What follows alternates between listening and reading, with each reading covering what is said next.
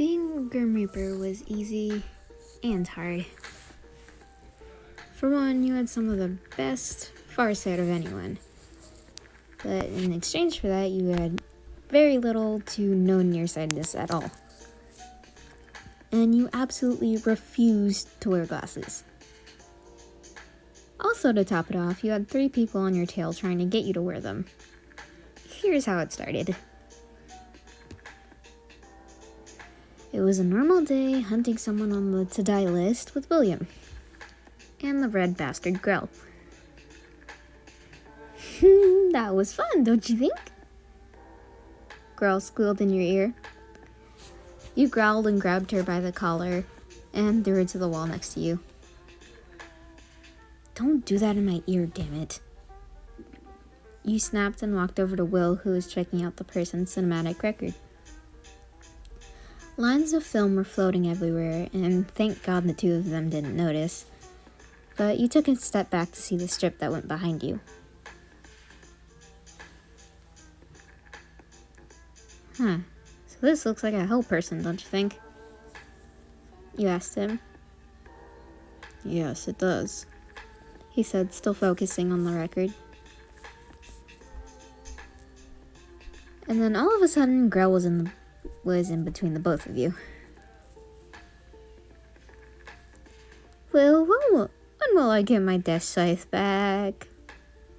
She whined. You work perfectly fine with the scissors, Will replied, fixing his glasses.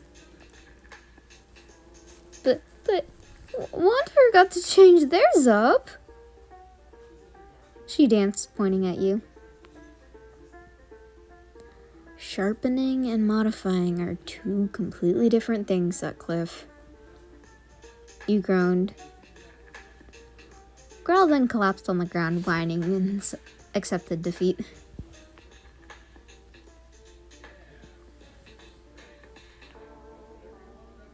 About 2 hours later, the 3 of you got back to the Grim Reaper office, and you and Grell got to do whatever while Will filed the cinematic record.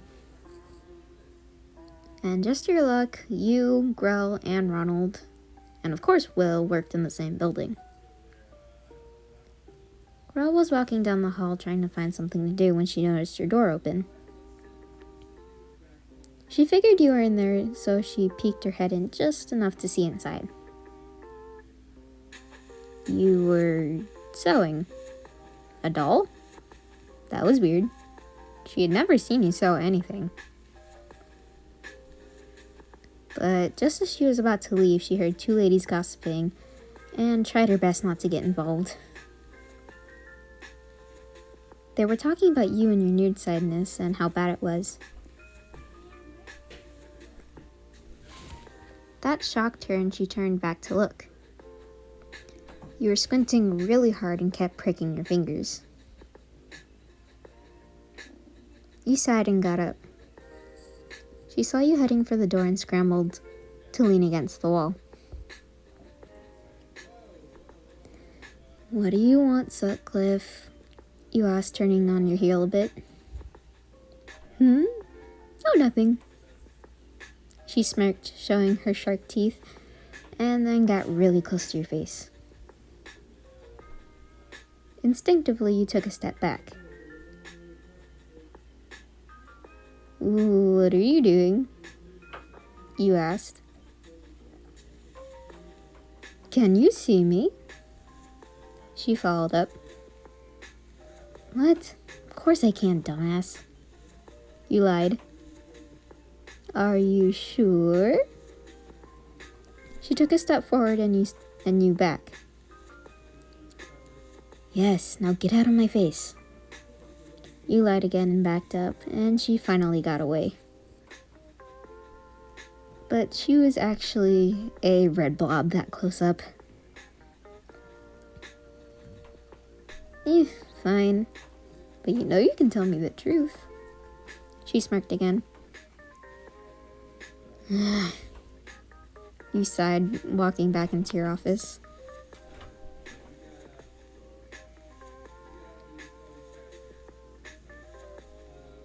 Well, Grell shouted as she burst through the door. Will was talking with Ronald about a file. "What do you want now, Sutcliffe?" he deadpanned. "I want to get Wanderer glasses." She grinned. "What?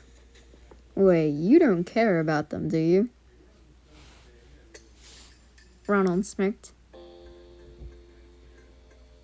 "What? No, shut up." Grell stuttered. "Alright then," the both of them said.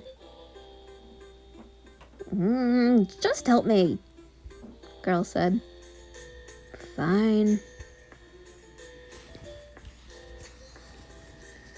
And then they put their/Grell's plan into motion. Will and Grell were going to get the glasses from Sebastian, and what confirmed the idea of Grell liking you was that she wasn't fawning all over him like she usually does when he's around her. And Ronald was going to distract you. Once they got back together, they decided Grell was going to put them on your face. Of course she protested, but got a hard glare from Will instead. So now she was waiting on the couch for you to walk by. And good thing you were about to. She grinned, and just about when you were in front of her, she grabbed you, pulled you to her, and coiled you from behind. "What the hell?" you yelled. Judging by the red fuzziness, you assumed it was Grell. "Sutcliffe, let me go." You wiggled. All of a sudden, you felt something over your eyes and it was dark. "Sutcliffe," you growled, and she removed her hands. When your eyes adjusted, you blushed at how close and clear she was. She put glasses on you. She grinned. "You know my first name." Grell smirked. You blushed even more and did the first thing that came to mind. You pulled her long red hair, and she immediately released you to hold her hair. "That was mean," she whined. You stood up and looked at her, smiling a little bit. And then you realized another thing. She was blushing a little bit. "Damn it." You smirked as you walked off. Grell followed you from your back and smiled a bit too. Mission complete, both Will and Ronald thought as they fist bumped. But it wasn't exactly about the glasses part.